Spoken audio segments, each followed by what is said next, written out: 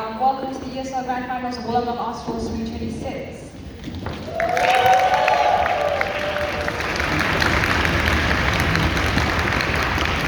I have the privilege of announcing the panel. Chairing the ESL Grand Finals is none other than Toomey. Paneled by Alexis, Auguste, Jordyn,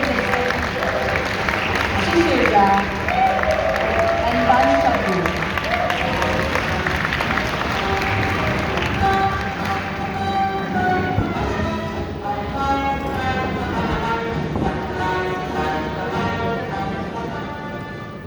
Teams in the ESL Grand Final are in Affirmative, YUU 1.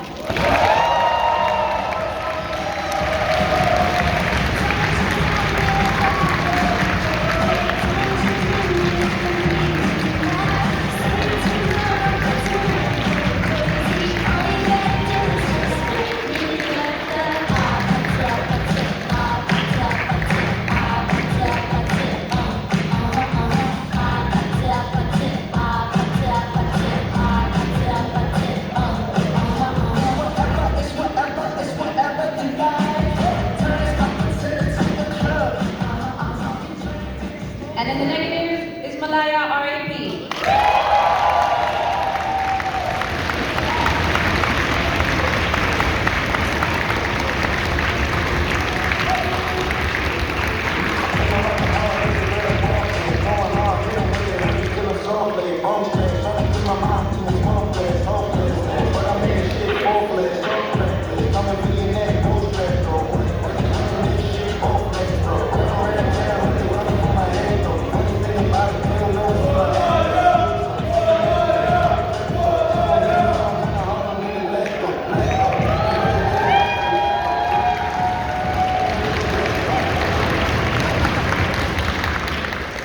I'll be reading out the topics for the ESL Grand Finals. There are 3 info slides for 3 different topics. The first info slide for topic 1 reads, in Ghana, a very basic funeral typically costs $5,000 US. The median annual income in Ghana is $1,500 US. Higher quality funerals are often $15,000 to $20,000 US. Some Ghanaian hospitals make more money storing the bodies of the dead than they do by treating the living. The topic 1 reads, assuming feasibility that Ghana should cap the maximum cost of a funeral. Info slide for topic 2, the Bajau are a group of indigenous sea people traditionally found across the waters of Southeast Asia, especially in parts of the Philippines, Malaysia, and Indonesia. They are often known as sea nomads because many Bajau communities historically live much of their lives on boats or in stilt houses above shallow coastal waters. Malaysia's attempts to resettle the Bajau primarily involve state-led resettlement programs to the mainland or other coastal communities. Topic 2 reads that we oppose Malaysia's attempts to resettle the Bajau. Topic 3 and the info slide for topic 3 reads, ethnographic refusal is a methodological approach in anthropology where researchers deliberately choose not to collect, record, or disclose certain information about the communities they study. Examples of information typically withheld include burial or mourning practices, migration patterns, traditional medicines, etc. Topic 3 reads that we oppose ethnographic refusal. Topic 3 will be debated today.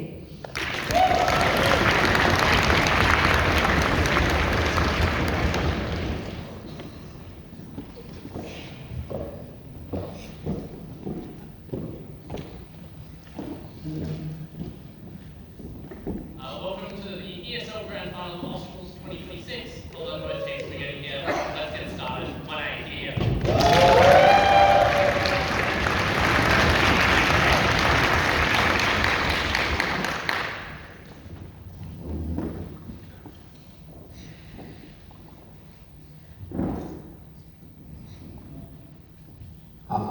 Audible. Okay. Before I begin, a couple of shout-outs obligatory. First, I want to shout out my family, of course my parents and especially my brother, who brought me into this sport 4 years ago. I never thought I would make it this far in my journey. Second is obviously I want to thank Wonjae and Yeonjae. This will be the last time we'll be debating and teaming up for the time being, for many reasons. UADC and Australs was a blast. It was a dream come true. I couldn't have asked for anything more. I'm sorry I made you go through so much content, like creating 9 freedom rounds and not 8 for some reason. The third is, obviously, I want to extend this gratitude to the Korean contingency, the YUU, the wider and also the wider like, Northeast Asian and Australasian circuits. This is the best community I've ever identified with. And lastly, I want to thank Azureen. She's my girlfriend back home. I know it's incredibly difficult to have a boyfriend that disappears to the other side of the world for majors every 3 weeks. I'm really sorry. I'll be back soon. I love you. Thank you for the support.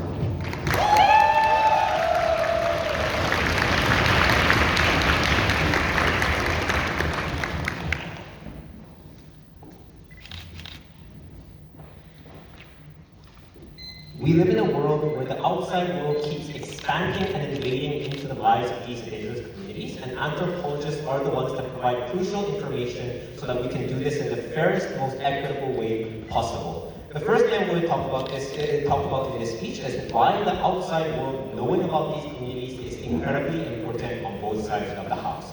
As I said in the introduction, the outside world is constantly expanding into these communities regardless of what happens to these anthropologists for 3 reasons.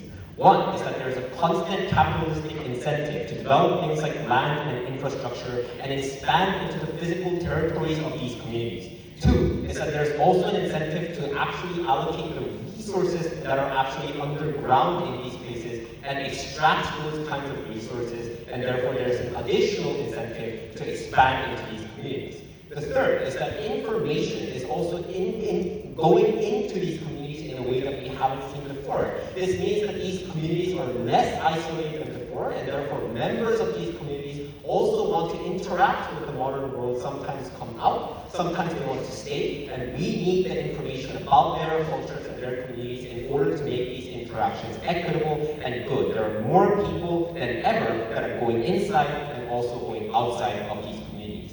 The end impact of this and why this is incredibly important analysis in this debate is because even if negative side wants to leave these communities alone and respect them, there are structural reasons as to why us as the outside world cannot. Governments, companies, and media organizations and their decisions relevant to them need to have a prerequisite of information that is incredibly lacking on the negative side. The second thing I'm going to prove is just why this research is likely to be done in a good way. The first thing to talk about is what good research actually looks like. I think there are 3 things. One is that obviously we want to paint these indigenous communities in a positive and understanding light without ridiculing their culture.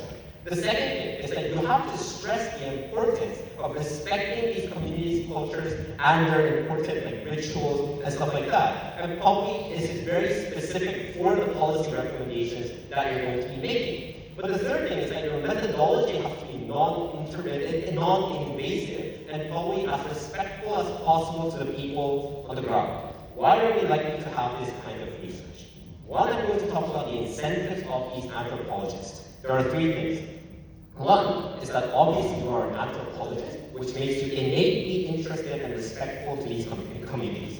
You have a very high sense of understanding and a high sense of morality and respect to these people because you are the most interested person in that field. But the second thing is that obviously you want to avoid scrutiny from like-minded researchers, right? So probably if you go into things like overly invasive and pervasive research practices, or you frame these indigenous communities in an overly negative light, this invites a lot of scrutiny and criticism from like-minded anthropologists who are also the ones that are most interested in these communities as well. The third reason is that obviously you want the public to share your own interest and understanding. So you probably frame your research in a way that is most digestible to the public and makes the public understand in the best way possible. These researchers also have the capacity to do so, because number one, there is obviously an existing pool of research and methodology and recommendation that you have to work off of in anthropology. So maybe in one community you have to actually go into this community to understand as much as possible and you'll be fine with it. But for other communities, maybe you have to take a step back and look from far away. And there are many different recommendations for different communities that accumulated over time, and therefore you can adjust your methodology and also your conclusions based on the precedents that are set by the people before you. But the second thing is that obviously in research, the researchers with the most decision-making power tend to be the ones that have most experience and also the most capacity to do research well. Because obviously if you're the lead researcher or the lead professor, you are the one who is leading the research and you are likely to have the most experience, the most capacity. Then, at the end of this argument, you should believe that these anthropologists are uniquely the ones who have the incentive and the capacity to conduct good research that frames these communities in the best possible light, and also has precise analysis on what we should be respecting, and also makes good policy recommendations based on that.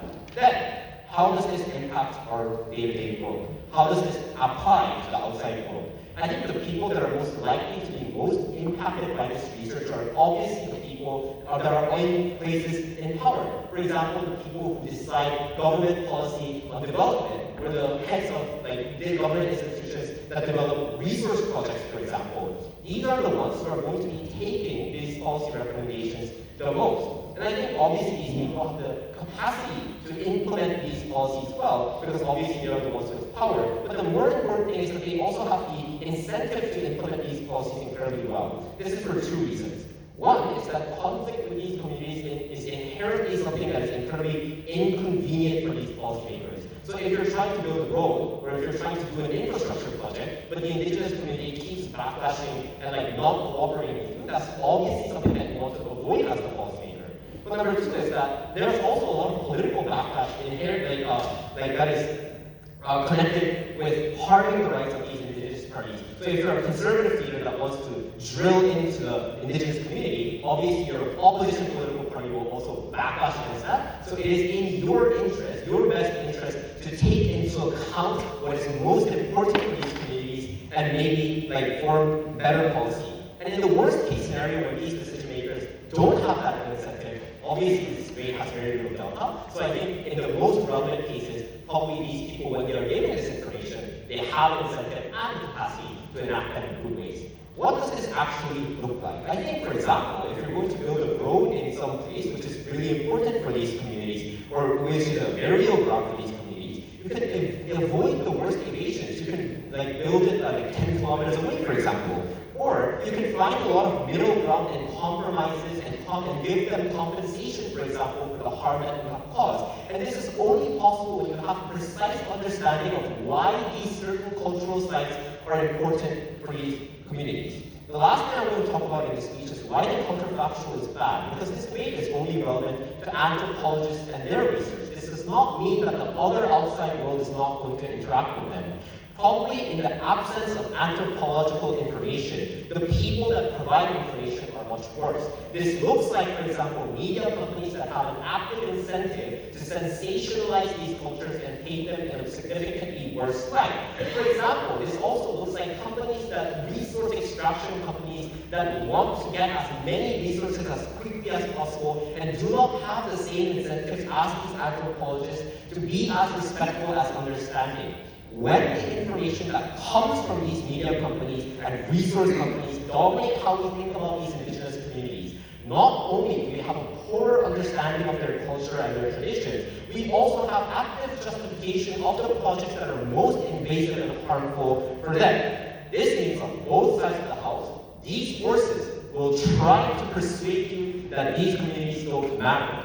Anthropologists are the ones that can uniquely provide the information that we need to say, no, maybe we shouldn't build that road there, maybe we shouldn't be doing this project, or if we are going to, maybe we should provide apt compensation for the innovation that we are doing. Very proud of her.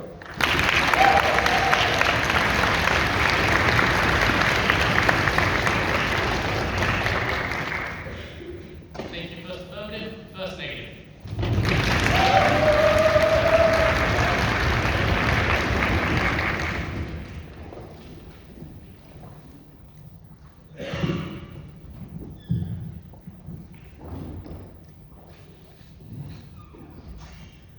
Okay, can I be heard?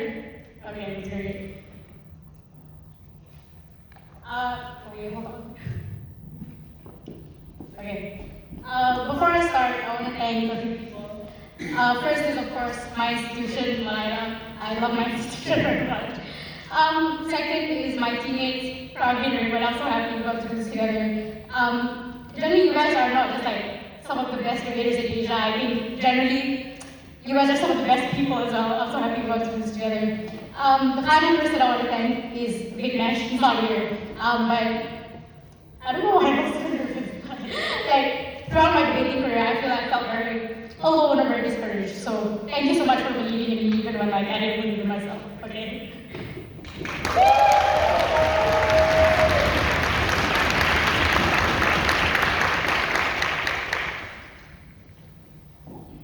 Some speeches are a message of doom. This is going to be a message of hope for indigenous protection and a fight against authoritarianism, against all of these statewide imposed fascism.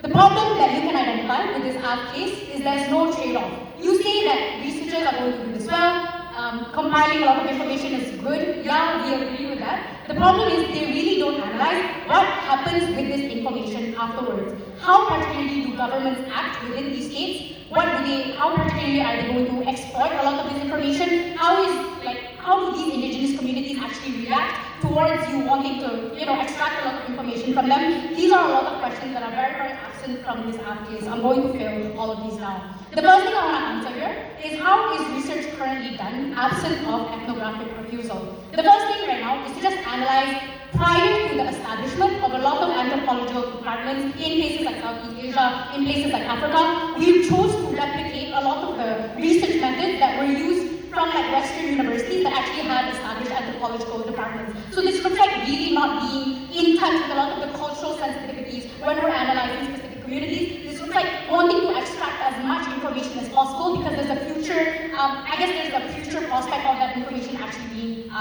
useful. The first thing I want to explain here is what actually does ethnographic refusal look like. I think it just means you as a researcher aren't going to areas or not going to communities if they say they have sensitive information they don't want to disclose. It looks like where particularly are they going to be migrating after this? It looks like a lot of their syncretic practices, of a lot of their sacred religious practices here. They really want to preserve a lot of these things because these are things that have historically been practiced even prior to the establishment of governments, prior to the establishment of colonization within a lot of these places. I think here, in the event that a community gives consent if they want to share a lot of these things, I think that's completely fine. But if a researcher already identifies that A, this is information that needs to be preserved, or secondly, it has the potential to be exploited by a lot of very bad governmental actors, this is something we're going to choose to omit from this research. The second thing I want to explain is what exactly is this research going to be used for. I think generally what AF tells you here is going to be used for a lot of beneficial things, education, policy building. The thing that's missing here is at the point in which a government rules a different, like a state here, obviously they're going to use a lot of this information for their benefit. I think this looks like commercializing a lot of these sacred practices, things like their traditional medicine, things like, commercializing a lot of your religious land here. I think it also just looks like analyzing the migration patterns of a lot of these indigenous groups to want to possibly halt a lot of the immigration incentives that they might have. Why particularly, if you choose to do this ethnographic refusal method, is it going to be done well? I think firstly, it's just you're an anthropologist. Obviously, you have human morals here. You can ascertain why particularly it might lead to more harm. Obviously, you can consult with other researchers as well. But secondly here, obviously, you can just work and form better relationships with these communities because you're analyzing their culture in the first place. Obviously, you want to do this in a manner that's done with respect and done with consent. The first thing I want to explain here is why does this method lead to the bastardization of religion or indigenous culture? I think the first thing here is to just explain how coercion actually happens. The problem is a lot of these anthropologists go towards a lot of these communities, they don't actually know what this research is going to be used for. Now, a lot of the ideas that are being sold to them is it's being done for your own welfare, it's being done for your own livelihood improvement. But that's really, really unnuanced here because at the point in which you as an anthropologist choose to analyze things like the fertility of a lot of this indigenous land, you analyze things like their migration patterns, you analyze things like the native medicine and try to see how can it be applicable to other different groups that exist within these societies. All of this is very, very valuable information, not just for you as an anthropologist, but for a lot of these very exploitative state actors as well. What happens then after you reveal a lot of these very sensitive information that this acting doesn't want to be privy to? I think it's very important to posit that a lot of indigenous cultures that exist in Southeast Asia, that exist in Africa, practice what is called religious and cultural syncretism due to the fact that a lot of your colonizers came towards these places that had prehistoric or just indigenous cultures that already existed. I think this looks like in Malaysia, you have the syncretization of the Temuan religion and Islam. It also looks like in places in Africa where there's a syncretization of Christianity and Buddhism here. I think the reason why all of this happened in a lot of your colonized states is generally there was an incentive that we wanted to assimilate everybody within society because of this notion of nationhood or whatever. But secondly, we just view a lot of these sacred things or like these sacred beliefs as barbaric. We view them as backward. That's why we have to merge them into the majoritarian religion. What are the impacts of this then? I think firstly that this is you harm the most vulnerable people within your indigenous communities because they really don't know what this information is going to, what are the bad ramifications of this of revealing this information in the first place. I think this is what you see in a lot of indigenous communities in Southeast Asia. A lot of the statures do sterilize the nations here. We threaten them if you don't choose to convert towards the majoritarian religion. This is where we're going to strip away your welfare rights. This is where we strip away your educational rights because you aren't choosing to assimilate. I think this is also when it just leads to things like the corporatization of a lot of native land here. We see a lot of land right now in Southeast Asia being used for things like oil plantations or things like, it's just being gazetted for the usage of national land. This is all what happens when you reveal a lot of the really implicit things that are very, very sacred for these indigenous communities. I think that's very, very bad. The next thing I want to explain here, how does it make it harder, or generally just on a practical here, how does it make it harder for a lot of these indigenous communities? Even assuming you perceive a lot of this information well, which is what Af says here, that you as an anthropologist, you're going to describe it as a very digestible way or whatever. I think this is when a lot of your burial practice or a lot of your ritualistic practices here are going to become exploited, right? This is exactly what Edward Said explained in Orientalism here. We see in a lot of places in Indonesia, a lot of these ritualistic practices here, like people travel here and you just want to get a taste for it, I guess, because you view, there's kind of a sinister incentive here that we view these people as other and we want to experience their culture, I guess. I think it's really something that's very, very bad because at the end of the day, a lot of the economic ramifications from this aren't even being trickled down to these indigenous communities in the first place. But I think secondly here is just on the terms of commercialization and standardization of culture, right? We see this happening in Malaysia right now. A lot of the indigenous land is being gazetted because we identify this land as national land reserves here. I think this is the problem specifically when we choose to standardize places and obviously you have to make them comply with the UNESCO guidelines and such. We see in a lot of these places, if white tourists come here, of course we're going to charge them the fishing license, we're going to charge them the gazetting license or whatever, but these things are still being experienced, or even your indigenous people are applied towards the same standard here. This is when at the point at which they're being pushed out of their own indigenous land here, and this is what AF doesn't actually want to engage with, that policymakers will approve the first step, but they won't actually explain what's going to happen then if they choose to move towards a lot of urban areas. What are the impact of this here? I think the first thing is generally culture really cannot be standardized here. You have to identify that a lot of these very secret and sensitive practices are things that exist historically before a lot of the establishments of government. These are why they need to preserve. But secondly, it just harms your most vulnerable people within these communities, right? At the point in which they move towards a lot of urban areas, they have to deal with assimilation, they have to deal with cultural synchronization, they have to deal with things like urban poverty. They don't explain why a lot of this research being done this way is going to solve a lot of these problems, given that the state is very likely active that is going to exploit a lot of these things. The final thing I want to do is weigh here. Even assuming the pursuit of knowledge that you get on this side is something that's very, very valuable and likely the information is going to be presented in a very digestible and beneficial way here. I think at the point in which I've described to you why the state has an incentive to do a lot of these assimilationist policies in the first place, but they don't want to deal with a lot of the ramifications that happen from you do the A, but you don't want to deal with the B and the Z that happens towards a lot of these indigenous communities. This is why it's so important that you sacrifice and really treasure a lot of these sensitivities, and because these are things that we don't want these things to be continuously exploited. I think for all these reasons, you have to give way to Malaya.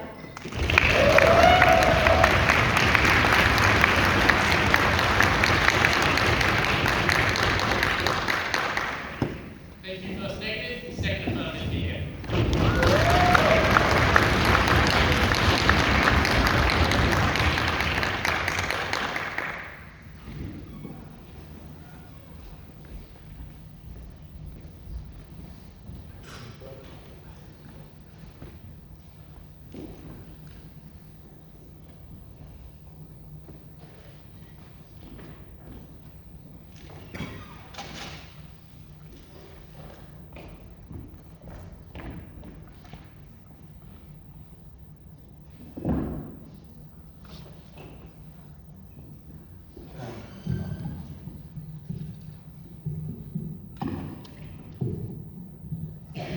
Yeah, is this audible enough? Thank you. So I'll do also some shout outs. So So I first also obviously thank my teammates at Yuhyeok that debated with me together for quite a long time. We have achieved a lot of things together, and I'm really, really grateful of all your efforts that you have given inside. I also thank my previous teammates like Junso, Harry, Milan, Kara, and Shimi, especially Milan and Kara that was standing on this stage 2 years before. We didn't manage to win, we hope we do today. And then I also thank the YUU and any community. You guys are the reason why we could have stepped up in this way and then are debating in this stage. And we are really, really grateful for all your support that you show, and I also are really grateful for my family and friends as well. Thank you so much.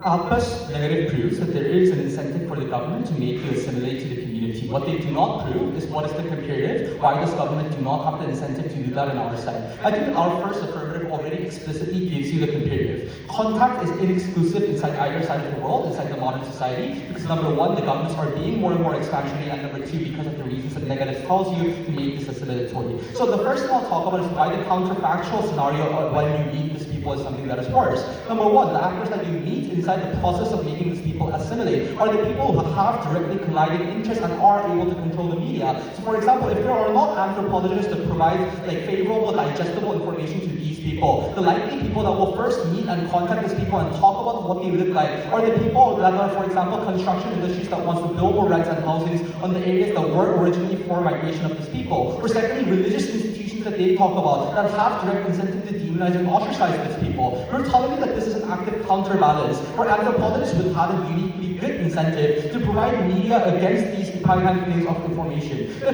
unique characteristics of anthropologists is that most of them are not really profit incentive, because number one, anthropology itself is conceived to be as a less profitable industry at best. But secondly, also these people are oftentimes people like professors with tenure, who they care about, they already have a stable source of income, compared to corporations and governments in their world that has the power to mediate the decisions that they have inside the both society. But I think that their case of who the people react is extremely one-dimensional, because I think that it is not directly the government that only uses this information. We'll talk about it in three ways. Why number one, individual actors, for example, like citizens have better incentive. Number two, why better individual actors such as doctors and lawyers which have capability has better incentives, and also talking about the policymakers at the end. So number one, talking about general citizens. I think citizens are extremely important inside this debate because how they conceive and understand about the population is often something that is logically prior to any actions that the government is doing. There are three reasons why the information disclosure is necessarily beneficial for the citizen's conception. Number one, oftentimes people fear of the unknown. If these people are only being defined by the narratives that the media companies that have bad sensational incentives are giving, obviously the information that they interact with is with the most extreme spectrum of the case. The fact that, for example, even if I do not like these people at best, the fact that I see more about this person in television, I see more about this information about how they do their own mournings, how they do conduct their own traditional medicines,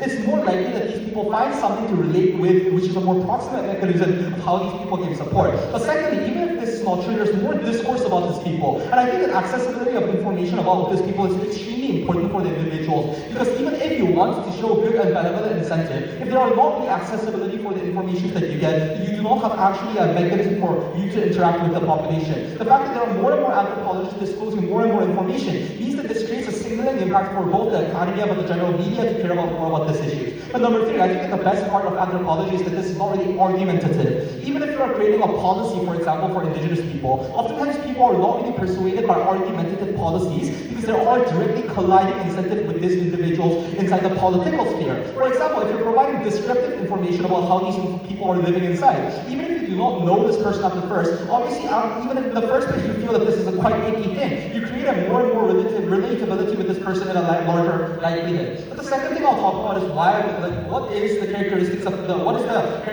other good actors. For example, I think that oftentimes doctors and lawyers who are the people that can provide direct systematical support for these indigenous communities. For example, if you have a legal dispute in migration, maybe you need a lawyer from the side. Maybe, for example, you want to introduce your traditional medicine or create a medicine for the care that you have, doctors are the ones that you are going to reach out for. The reason why these people have good incentive is number one, they are individuals that are inside the more privileged groups, or they are, for example, comparatively more educated. But secondly, they're from more liberal circles and they discourse about these issues more frequently, which means that they have better incentive in the long term as well. All these two things to you that even if you do not buy the general public claim, there will be very proximate individuals that have good incentive, that see this information and that will be supporting these people. And that is the direct way, that's the most proximate mechanism to counter against assimilative efforts for these people. Because also these kind of rich individuals that are doctors and lawyers own a lot of influence over the public, for example, influence inside the media, or how much information you mediate against these individuals. So I think that at best, these kind of things are something that is a unique mechanism that Affirmative talks about. But what is the process, even in the parliamentary decisions that they talk about? The first thing I'll say is the process of giving out information will be largely beneficial. Because number one, the initial way that how these informations are provided are things like throughout things like academical papers and academia. This means that number one, through the process of there was a lengthy process of checks and balancing with other highly educated people inside the professor as how this information will be something that is hurting these individuals or not. So for example, if there are something that the governments have a coercive incentive against this, there will be incentive for the anthropologists or the academic community to stand against those kind of things because they do not want to make those kind of messaging as something that is misrepresented against dissidents. And this is oftentimes very possible because professors with tenure or academias that have, for example, direct relationships with the social movements on the ground because they provide academical support for them are the ones who have a lot of power to counter against, for example, perverse incentive that they have. So the process of implementing this itself is something that is beneficial. But also, the government process, for example, I think that it is more positive that we are more visualizing this up. Because, for example, if this is a more proximate issue that everybody cares about in the media, the opposition party, or for example, the people in the parliament are more likely to care about this issue. In the comparative, if this is not visual for everyone, so one construction company goes into the site and are the only ones that can interact with this person. That is when the moment when the parliament, for example, do not have the checks and balances, even if there are people that want to help those individuals. The next thing I'll talk about is the lowest burden impact that we want to improve. Because I think that anthropology is something that is extremely essential for our society, because this not only helps us understand about ourselves, but understands about other communities as well. Why is this, the thing that I want to prove is why is this beneficial for anthropologists acquiring and using more information? Number one, oftentimes I think that communities are intersectoral, which means that, for example, because of colonial influences or ethnic divisions, there are very identical characteristics shown inside communities that has a regional proximity around each other. That means that number one, there's more direct provisional support. For example, if this place has a traditional medicine that is helpful for the other community, it is more likely that anthropologists with good incentive can save those people that are suffering. But secondly, I think that this is just better for anthropologic researchers, because this means that the process of research has become more effective, because people can now share more proximate information about what is the medicine in this community looks like, and how the development between these two communities are something that we can compare with. But secondly, I think that the more important part is that you can create more academical backup for social movements or individuals that are grassroots helping these individuals. Oftentimes, I think that in the status quo, academia is already expanding with providing more and more academical proof to social movements. So for example, like Seoul National University helping and advising more housing policies, or the Stanford and the Harvard doing the same thing, creating more linkages with the grassroots movements. And academical backup is extremely important because number one, this is the most proximate source of credibility that general citizens feel, but also academia itself has had a lot of influence over the politics. The fact that you are providing more and more academical backup, for example, for things like medicational support, for example, class lawsuits that you need and required to preserve your migration space from the construction companies, are things that are much likely to have a much more collective effort. So even if they provide some incentive for good actors to help individually in their role, I think that a collective action that can initiate more changes inside our side is a more certain way of change that is happening. At this point of the debate, we're providing the right, all actors have better incentive to imply, but even if there are worse and perverse actors that incentive people in a bad way, that can be still checks and balances. The final thing I'll note is that oftentimes anthropologists normally conduct the researches are by assimilating to the community. The interviewing method that they talk about is something that's quite outdated, because number one, the assimilation approach is something that is much lower burden. Number two, this is something that is more of an academical norm, and that is something that is more anti-West, which means that consent is something that both sides provide at best, so this is not a tipping point inside this debate. Proud to negate.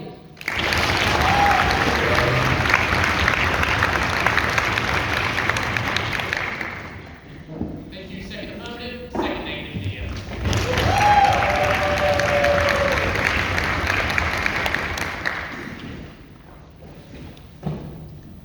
Kimura! Kimura!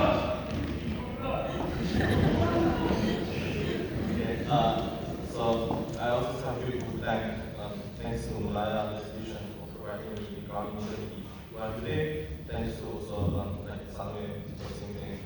Besides our families, really good people. My teammates, Azureen and Praveen, amazing teammates. I would like to love them. And yeah, I think that's all I do. So let's get started.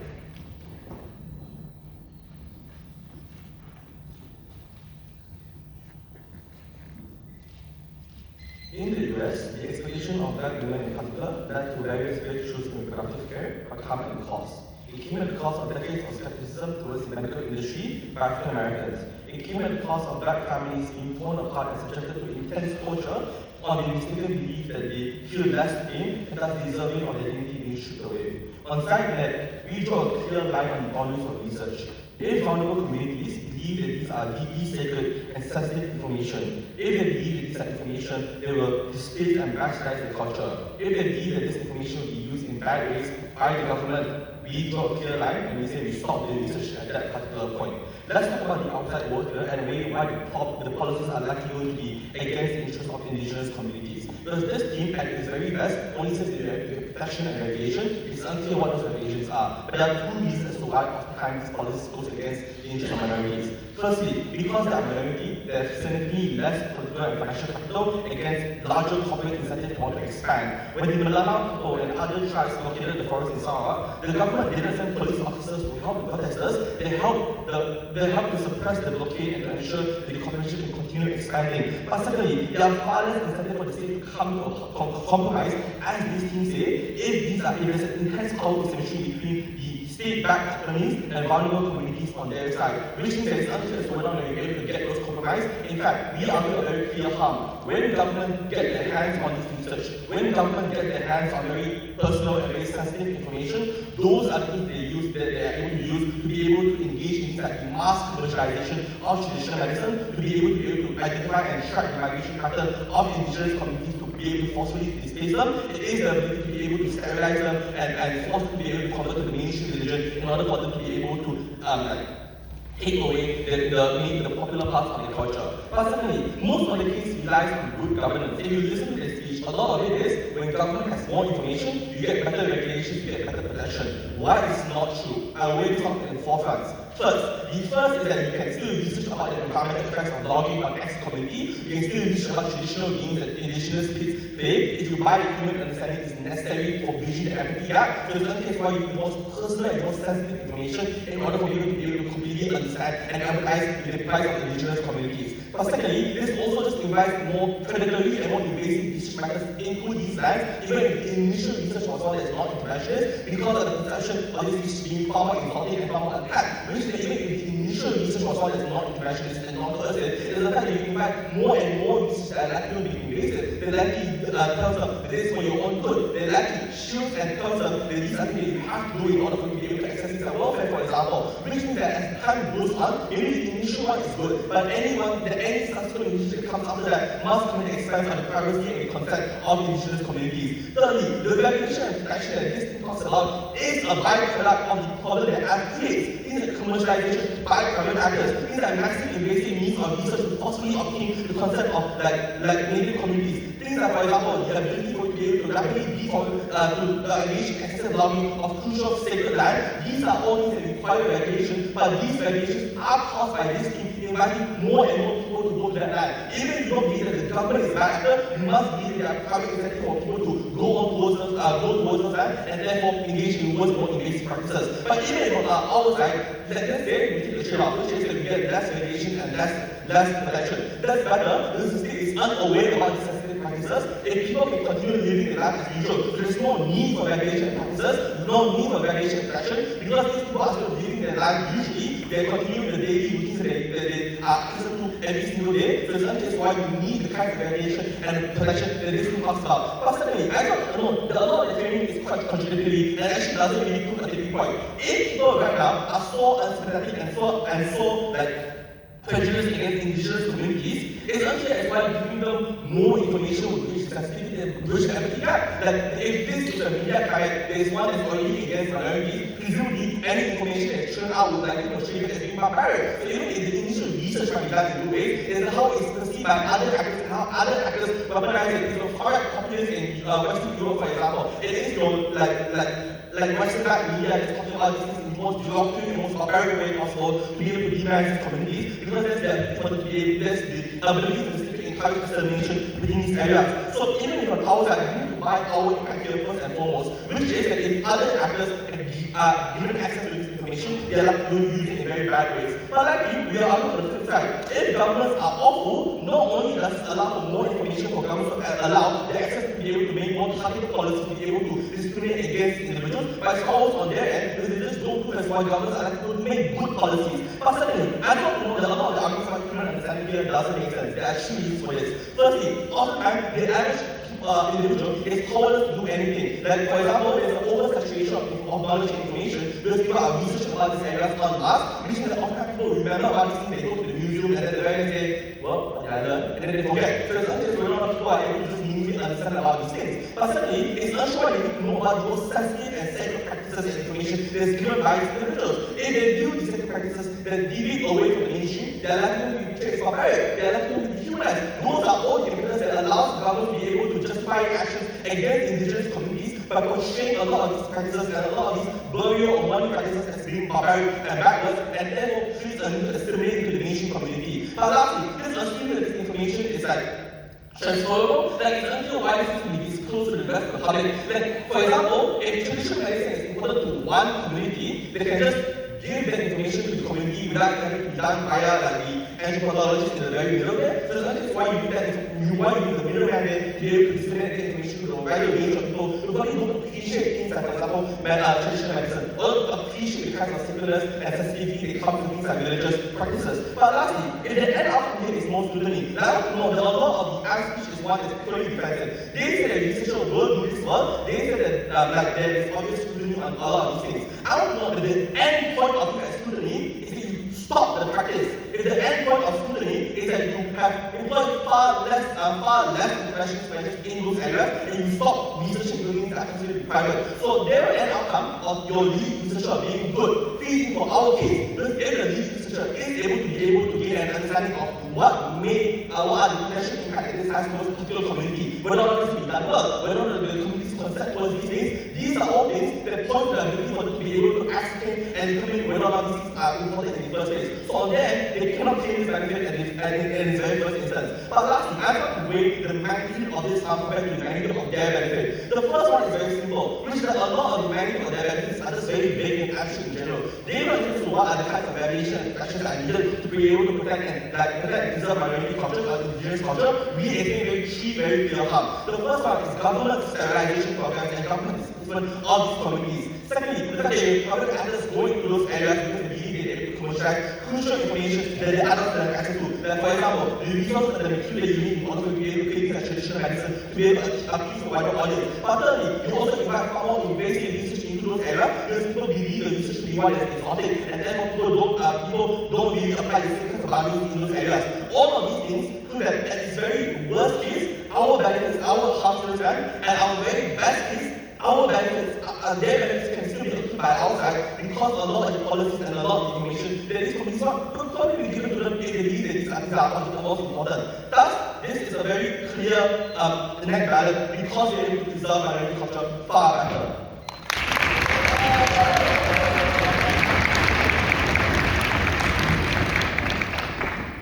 Thank you, second negative, third affirmative.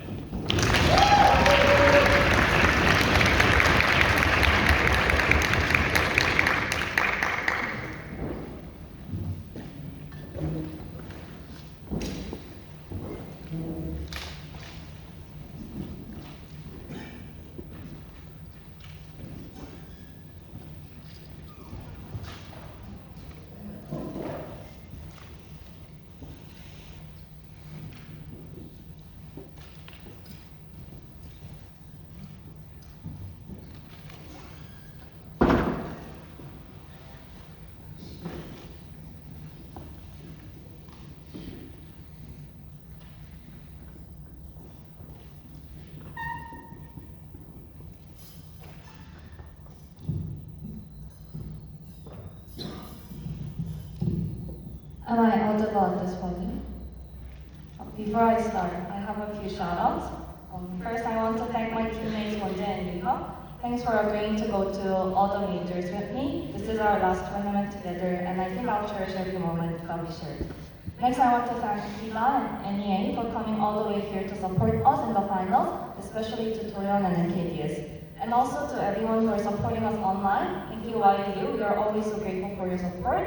And lastly, to our Kila Somres, we wouldn't have been able to improve as a contingent or let alone make it to finals without you. So the support that you're giving us is incomparable to anything else, especially to Songyun and Youngwoo. The time and effort that you put into us means so much, so thank you always.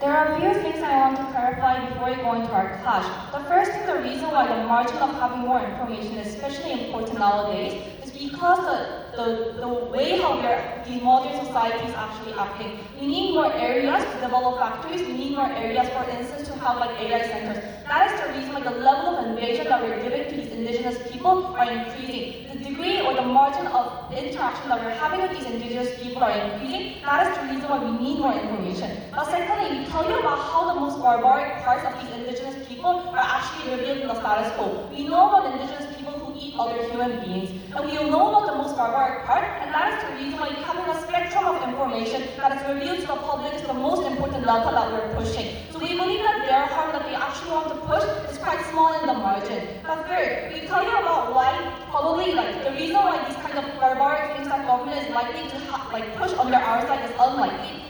Only if you have more information. Because information is a prerequisite for you to relate to another person. The fact that you have more information means that the nuance and the understanding that you provide to these indigenous people are increasing. That is the reason why people have a sense of empathy and they're willing to understand other individuals and you are educated to do so. The more information means that we have more capacity to protect these indigenous people regardless of how the government is trying to fuck over these indigenous individuals. The first part that we have in this debate is about how is this research going to be done. We first tell you that anthropologists are the actors with the most positive incentive. Anthropologists are individuals who have curiosity of understanding how people live and they genuinely want to understand them. They do not go into these areas with random cameras, but they participate in their culture. They try the foods that these indigenous people are having. They try to migrate together, and that is the reason why oftentimes the way that they study these indigenous people takes for 3 to 4 years. That is the reason why, first, the very unnuanced way Negative tries to tell us is that the way of this research is from Western, so this isn't in touch with the cultural sensitivity. This is not true because we have over 100 years of anthropologists studying these indigenous individuals. Regions are all different, languages are all different. That is the reason why each region developed their own way of understanding the indigenous individuals. That is the reason why the nuance or the way that these anthropologists approach indigenous people is in the most friendly way that is possible. But the difference on their side is that if these anthropologists says that they are not going to do so, and the government still has the incentive that they want to invade into these indigenous individuals, that is the moment these actors with less positive incentive, or the actors with more malicious incentives, are likely the ones who are going to go into these indigenous people areas. That is the moment their harm is actually aggravated. But secondly, Negative tells you that all these indigenous individuals are going to refuse to disclose their community. I think first, this is quite narrowing the ground of the debate, because this is not only about collecting, but this is also about disclosing information or refusing to report or whatnot. The reason why indigenous people should consent is first, the dominant approach is assimilation. You need to become the part of the community when you learn the culture without really a conversation. But second, the flip that we give you is that there are already worse versions of culture like encounter, and that is generally the reason why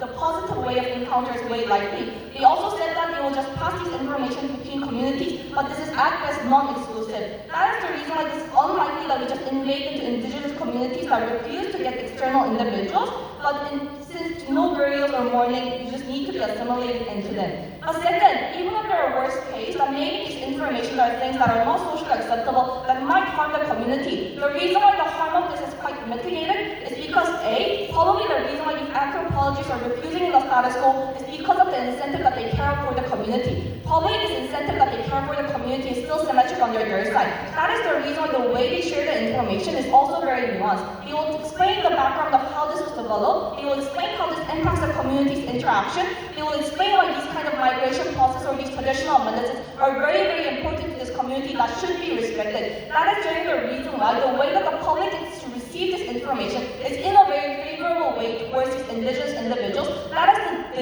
the moment or the tipping point when the public is willing to believe that these indigenous people should be protected. That is the moment when we have more power to go against the government who wants to fuck over these indigenous individuals. But lastly, second negative says that, we will just share the parts that they consent to. This is a direct trade-off of being able to understand, take into account the most sacred and the most important issues. Maybe you can respect ball games, but you still do logging in key migration paths and burial sites. This is a lazy attempt to co-opt our largest benefit. Moving on to our second question about how this research or information actually going to be used. The first thing that we are consistently flagging up throughout our bench is the negative's biggest problem is on assimilation. They say that because we want to do assimilation or commercialization, the incentive that the government has is very, very bad. We tell you that this incentive is probably symmetric. Probably the reason for assimilation is that they need the land or etc. The existence of this refusal doesn't make a delta. But second, either the moment when you have the delta is the presence of information. The quality and the providers of the information is different on their both sides. Under affirmative, it is anthropologists who are possibly the most positive actors that can do this. Under negative, it is companies, governments, or media, the same people negative argues that has horrible incentives. That is the reason why the existence of information that can be used to make them understand being defended is different. Under negative, government's legit reason for why this land is necessary is the only visible information out in the public. Under affirmative, the nuanced information of these indigenous people, the nuanced information that these anthropologists are providing of why this land is very, very important for these individuals is exposed. People generally feel empathy, they oftentimes empathize with the nuance that is provided. That is the reason why information is so important in this debate. The reason why, also the positive net that site app provides on why higher quantity of information is very important in this debate, because information is a prerequisite for co-opting and living together and relating with the community. The fear of unknown decreases exclusively under our side.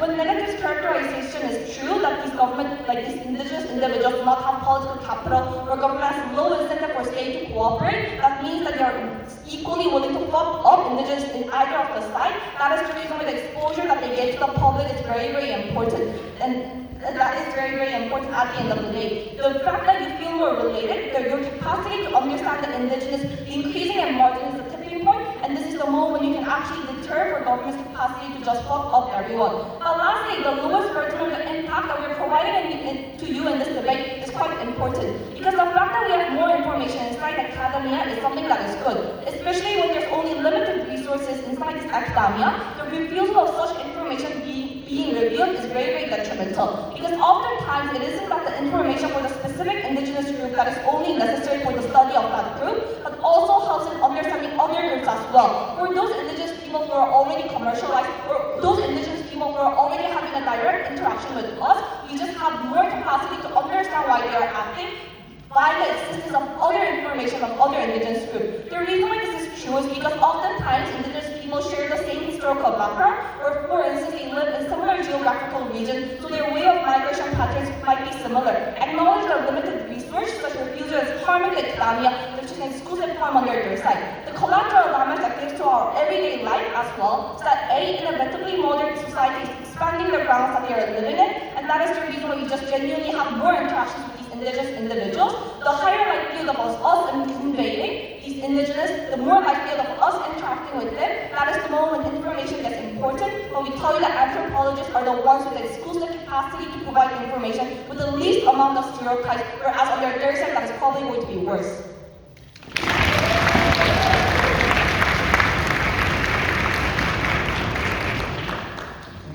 The affirmative, the negative here.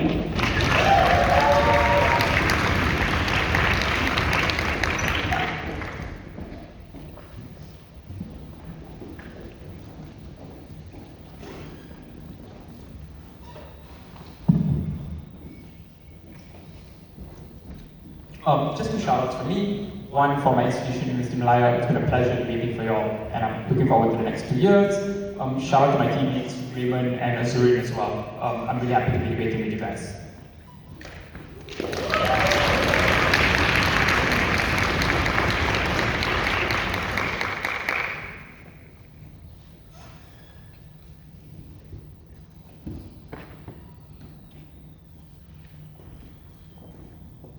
The first thing that I'll talk about is that this thing doesn't have a clear tipping point.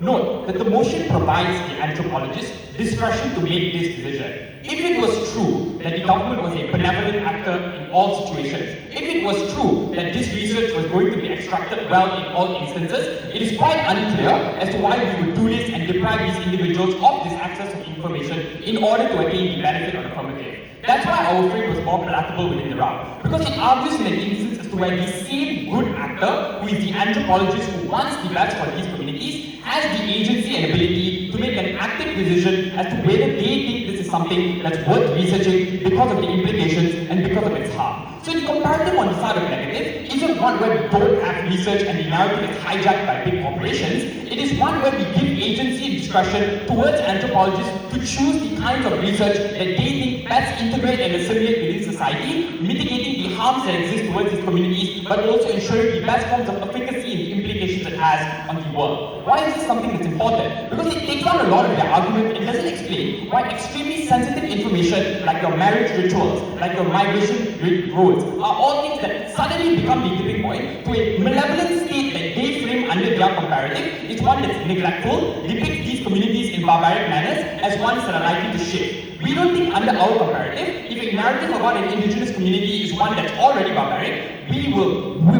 voluntarily withdraw or not choose to display information or research information that couldn't instantaneously reparate for that in and of itself by virtue of their characterization that these anthropologists are ones that are benevolent. The first question I'll answer in this debate is the pursuit of this information that an anthropologist who is good thinks is something that they shouldn't research, something that's going to be done well. Because they assert this, they say we'll gain consent, we'll do this particularly well in all the procedures that are done properly.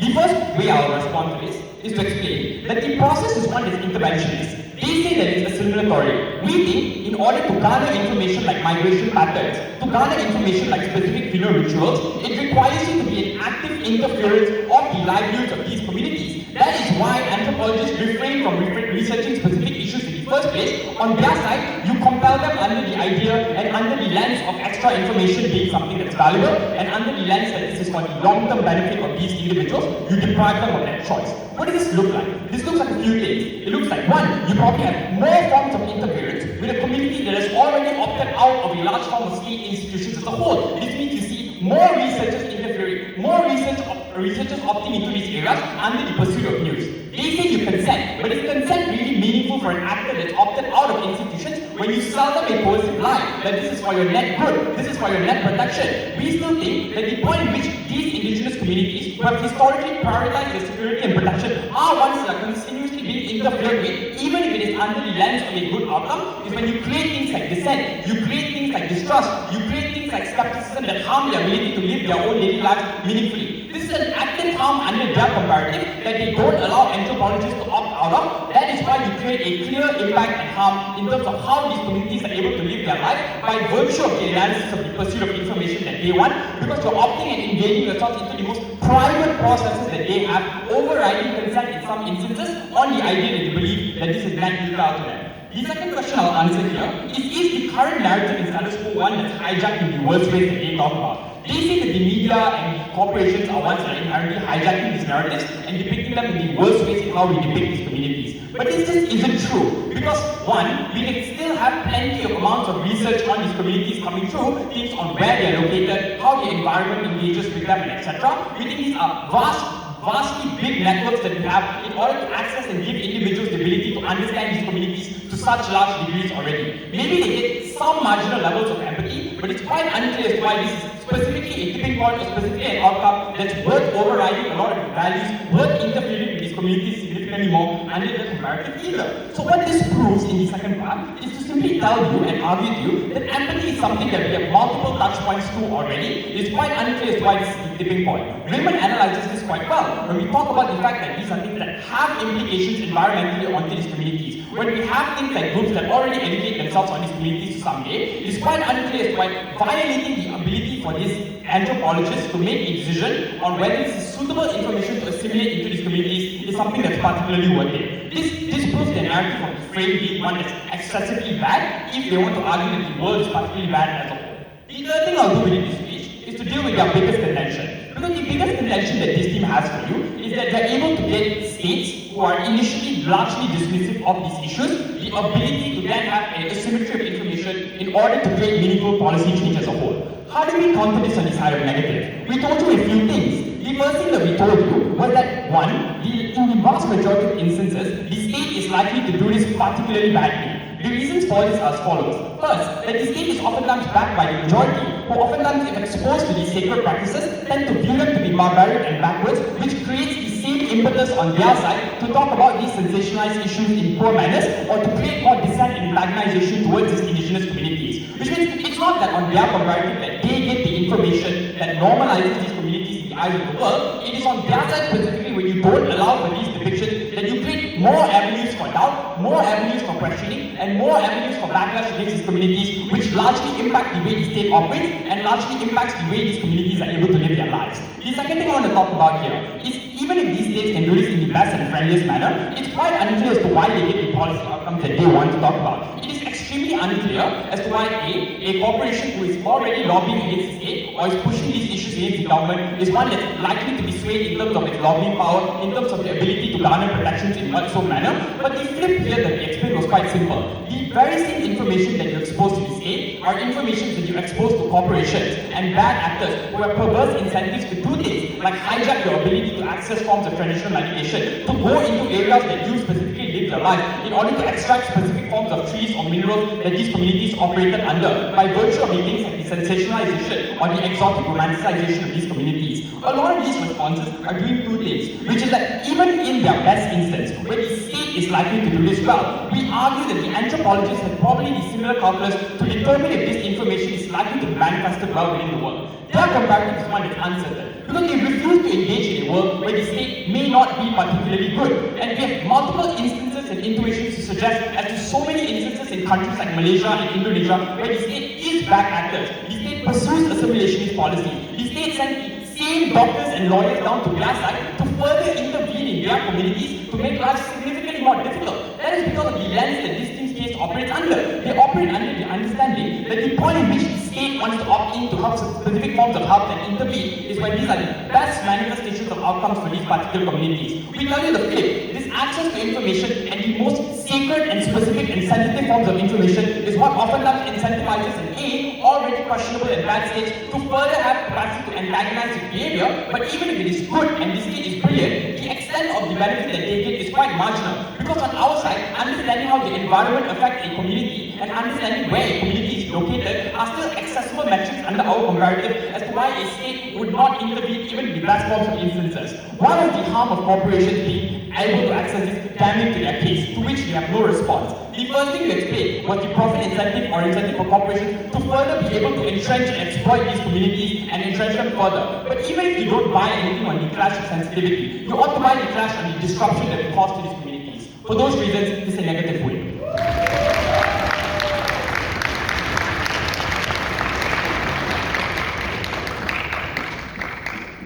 Thank you. The negative reply here.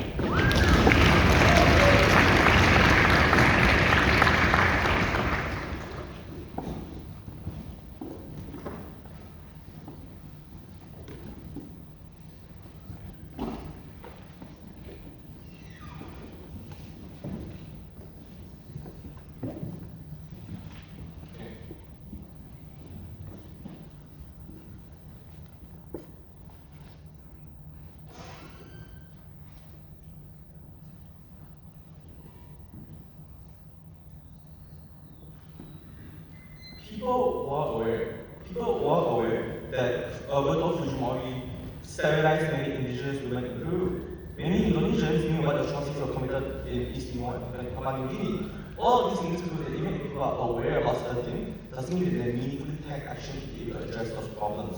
That's the first problem with this team, which is that there's no clear tipping point for the higher threshold of privy and sensitive information to be able to activate the impact. If you believe that humans are empathetic and understanding, it's unclear as to why you need them to be able to publicize the traditional medicine rituals, why they need to be able to publicize things like their mourning practices or whatever, because these things are deeply personal for individuals. But secondly, if people are unaware about these things, that's perfectly fine. We experience to why individuals living lives on their own will be able to continue preserving the culture and doing the things that are more in line with the culture. It's not a harm, it's good that people are able to peacefully practice the culture. But secondly, the problem that this identifies, the rapid displacement of indigenous culture, was because when research was disclosed and publicized, it often aligns with the media climate at that time.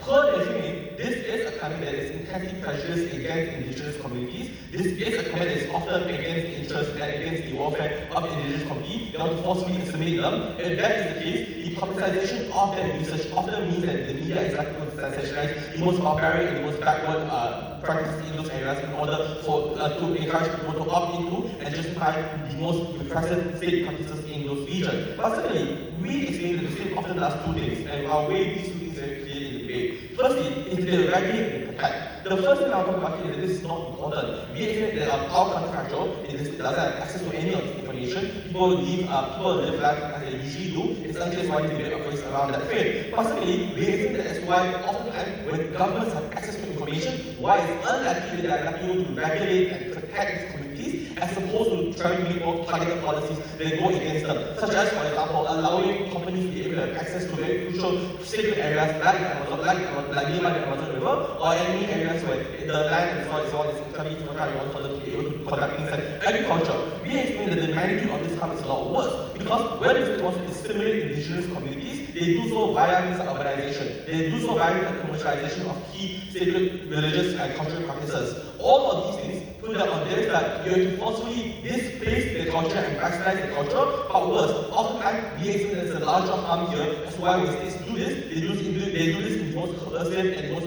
predatory and invasive ways possible. Their benefit of regulations and protection just does not stand in this debate. But secondly, let's say that you buy understanding. The main problem with this is that it's unclear as to why individuals need these kinds of things in the first place. We explain in my speech as why oftentimes individuals are oversaturated with knowledge. If it is true, then there's an invitation and an influx of research that's going into those areas because they're perceived to be more exotic or because they're perceived to be more unique. Which means even if people are more understanding about these things, it's unclear what do they meaningfully do with the knowledge or whether or not they're able to meaningfully retain the knowledge in ways that they're able to maybe lead them to better advocacy, for example. But lastly, I don't know that this thing just doesn't do a tipping point here. Because if this government is one that's incredibly bad, or even if they prove that these anthropologists or whatever are people that are good individuals that engage in these kind of non-interventionist measures, the problem here is that even if you do this pretty well, it is not that you have other people to do this in ways that are probably quite disastrous and quite invasive, which is our point is still engaged by this team. At the very end of this speech, you need to provide two very important things here. Firstly, the access to information, even if not by government, is one that's counseled by private actors who often go into those areas to massively commercialize and expand and gentrify those regions. Possibly, if you find that the government does this really badly, then we expand our impacts first, which is the reason that the government forcefully sterilizes individuals, governments forcefully assimilate them into the mainstream religion or the mainstream entity. That's obviously powers for a lot of these indigenous communities that do view these practices to be sacred. They do view these practices to be something that's important and personal to them. They do view these things to be integral towards the indigenous identity. The stripping away of those things, even at the expense of modernization, is one that's a black owned family and I'm very proud to negate.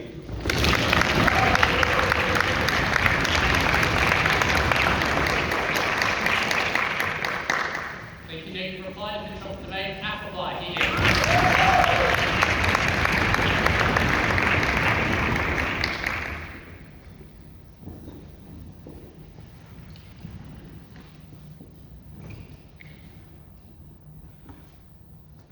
Look how narrow the winning pathway of negative is. The number one needs to prove that bad incentives of governments are created or highly influenced by these particular informations, and then governments are capable of doing bad things because of these particular informations. The first thing we pointed out multiple times throughout the bench is the exclusivity of these informations. Because number one, we're not quite unsure unsure about why is this something that is more crucial against already revealed information. For example, they talk about the location, they talk about the ethnicity, they talk about the culture. I'm not sure why these kind of things are something that governments are not able to ostracize or still fight against, and things like funeral practices and traditional medication is the exclusive medication that government suddenly wants to galvanize these people. But secondly, we also told you why this is not exclusive or against already existing incentives of the government that our bench continuously identify. But thirdly, we also told you about why this is not exclusive against already existing stereotypes. That the reason why governments are acting with is because of the stereotypes of the public, and therefore the logical prerequisite in this debate is how the citizens conceive those information. And they're also extremely unclear of why government suddenly has the fact that government understanding about more rituals means that they have more capability of doing worse things.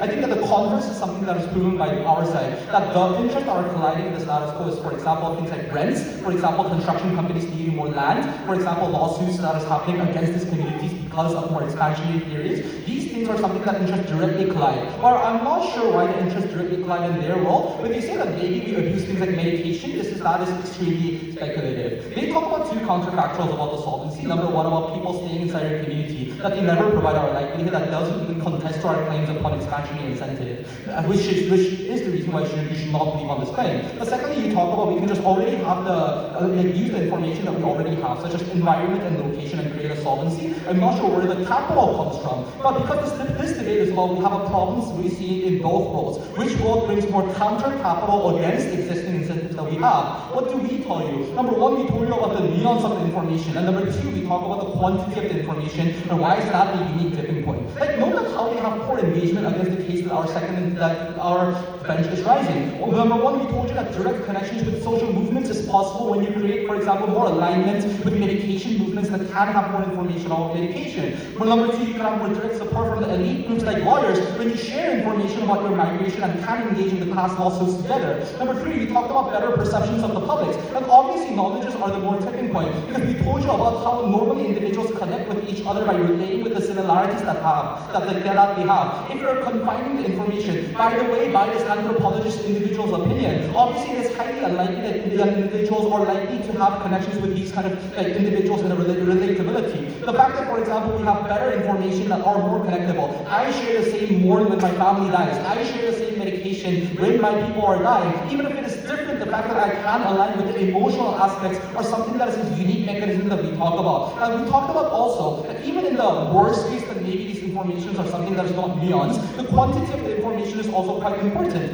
Because the assumption that they made is that these informations are somehow just directly handed into bad actors. We told you about mechanistical reasons why the converse is more likely. Because these people are not profit driven. Because these people have more access to liberal ideas and spaces. It is more likely that the first time these informations are shared are through academia, through the elitist people that have good incentive like doctors, through the general public and the social movements have better incentive. They never tell you why these informations are directly handed to the government. But we also engage with that case by telling you that even if these informations are directly handed to the government, governments are concerned about what the citizens think and what the elitist groups are impacting yourself. And because these policies are signaled, there are more incentive for counterbalances to actually be enacted. So we are telling you that as much as they are concerned of for example, the integrity of the academia, the fact that we have more academia means that we have more discourse about what is the proper way of doing it. So even if they point out some bad practices, the assimilation practices in our world will be something that is more checks and balances in our side, which is the unique mechanism that we drew. This debate is not about a forced reveal on F and choice for anthropologists on neg. On both sides, benevolent anthropologists make a choice. The debate is about which choice is better, and we clearly provide you a better choice.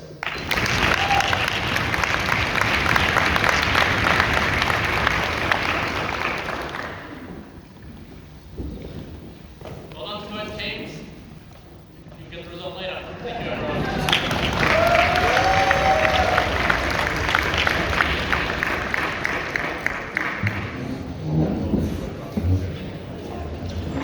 Thank you very much for the PhD panel. Don't stray too far. Very shortly, some meditation coming up between the ESL final. If you're returning before the year 4 final started. So those are coming up, welcome back shortly, and then we'll get underway with the final in a little while. Thank you very much, everyone.